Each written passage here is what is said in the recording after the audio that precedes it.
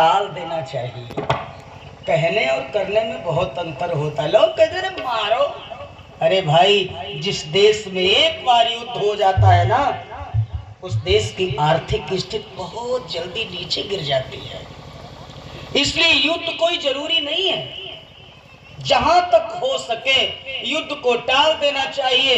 लक्ष्मण जी ने कहा दादा ये क्या कर रहे हैं आप, हमें आदेश करो, मैं इन सबकी गर्दन काट डालूं, आप तो शांत बैठे हो। राम जी बोले लक्ष्मण मैं नहीं चाहता कि युद्ध हो। लक्ष्मण जी ने कहा तो फिर ठीक है, अगर नहीं चाहे तो युद्ध हो तो फिर ये राजा लोग भाभी को छुड़ाने आ रहे हैं, ससुर जनक जी को बांधने आ रहे हैं, सबको बंदी बनाने की बात कर रहे हैं, आप मुझे आदेश नहीं दे रहे हैं, क्या मैं शांत बैठूं, भाभी को कोई ले जाए तो ले जाने दूं? राम जी बोले लक्ष्मण न चुप बैठो न युद्ध करो, बीच का रास्ता निकालो। बीच का रास्ता क्या है? सर्प भी मर जाए लाठी भी न टूटे। बीच का रास्ता क्या है? राम जी बोले बस थोड़ी देर शांत बैठे रहो, इनका इलाज करने के लिए महेंद्र पर्वत से डॉक्टर साहब आ रहे हैं। बस उसी समय गोस्वामी जी ने क्या कमाल किया।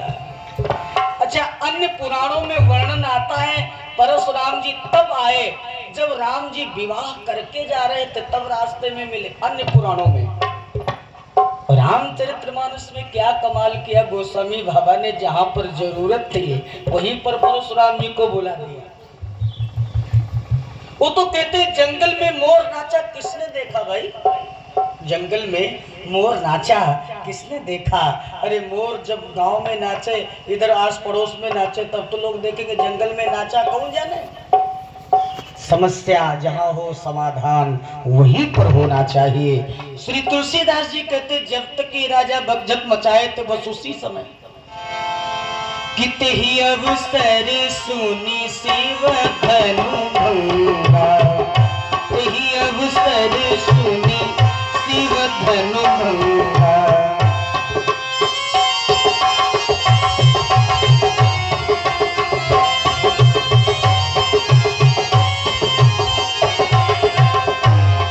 अवसर सुनी शिव धनु भंगा, आयु रघुकुल कमल पतंगा।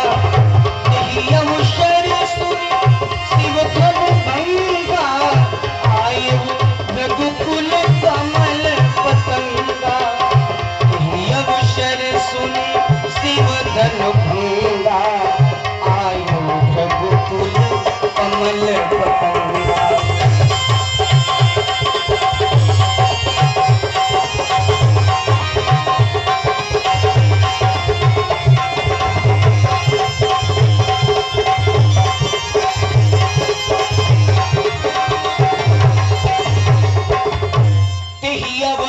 सुनी शिव धनु भंगा और आए रघुकुल कमल पतंगा। और जिस समय परशुराम जी आए तो राजा लोग डर गए। जो राजा लोग बकझक मचाए थे वो सब परशुराम जी को देखकर भृगुपति बिलो की सब धूप उठे कांप। राजा लोग कांपने लगे, अरे बाप रे बाप, कोई गे लुकाए। मारे डर के कोई कोई राजा लोग छिप गए। दुबले दुबले राजा मोटे मोटे राजाओं के पीछे छिपे। अब मोटे राजा कहाँ जाएं?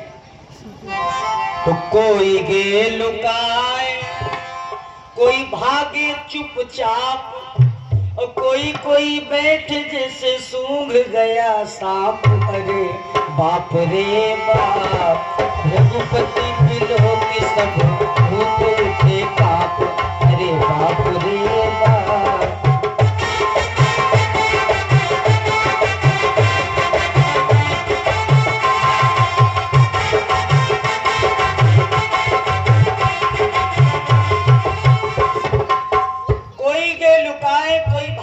चुपचाप, कोई कोई बैठे जैसे सूंघ गया सांप। एक राजा बोला चलो भगवान परशुराम आ गए, ये सब काम बाद में करना, पहले इनको प्रणाम करो। तो दूसरा राजा बोला डर लगता है। काहे का डर लगता है? दूसरा राजा बोला प्रणाम करने जाएंगे और इनके हाथ में फरसा है और हम तो कहेंगे बाबा पांव छुई, और कहीं हाथ की जगह गर्दन पे फरसा ही रख दिया तो पता नहीं ऊपर भी आएंगे या नीचे ही रह जाएंगे। तो दूसरा राजा बोला प्रणाम करने नहीं जाओगे तो और जल्दी मरोगे। तो जो जहां था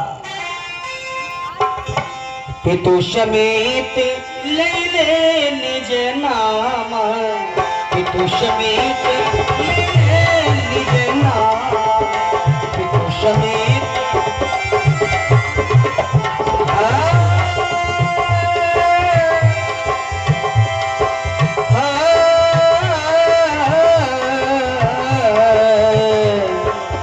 पितु समेत ले ले निज नाम, लगे करन सब दंड प्रणाम, लगे करन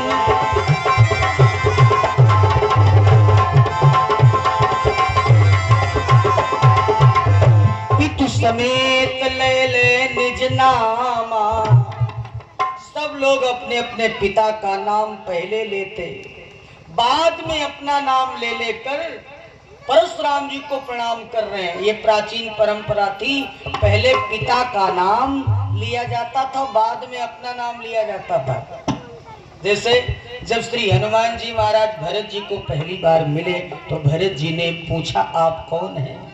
तो पहले उन्होंने अपने पिता का नाम लिया कि मैं मारुति सूत कपि हनुमाना, मैं मारुति सूत कपि हनुमाना, मैं मारुति सूत कपि हनुमाना, नाम मोर सुनु कृपा निदाना, राम दूत रघुपति कर किंकर, सुनति भरत भेटो उठी साद। और एक नहीं, कौशलेश दशरथ के जाए हम पितु वचन मानी बनाए।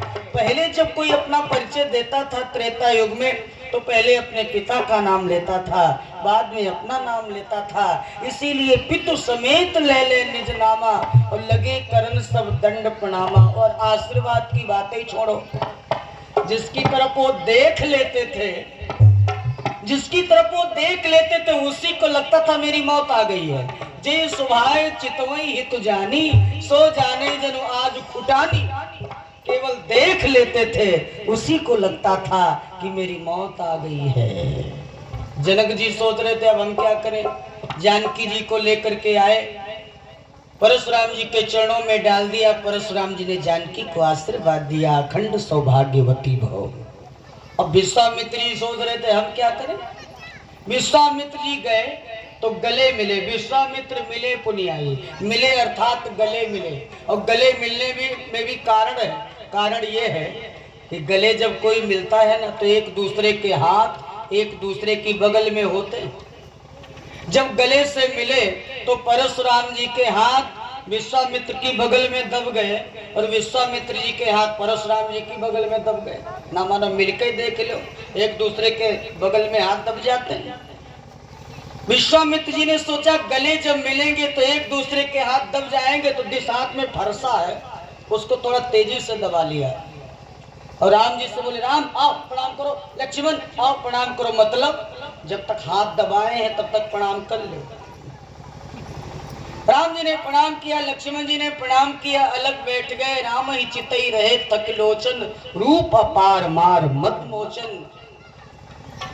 अब परशुराम जी ने पूछा ये भीड़ भाड़ कैसी है? हे जनक कहो क्या कारण है, यह इतनी भीड़ भाड़ क्यों है?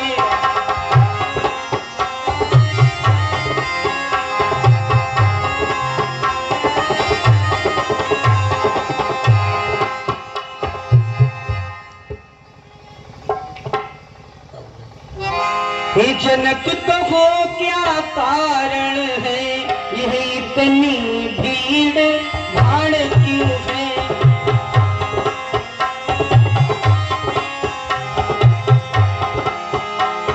ये अभी शोर सा कैसा था, वीरों में छेड़ छाड़ क्यों है।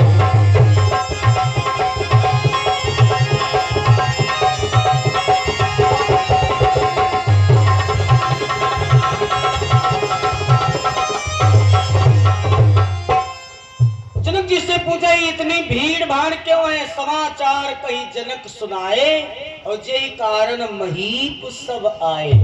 सारी बात बताई और जे ही सुना कि धनुष टूट गया। तो क्या धनुष टूट गया? अब अति डर उतर देत नृपना ही।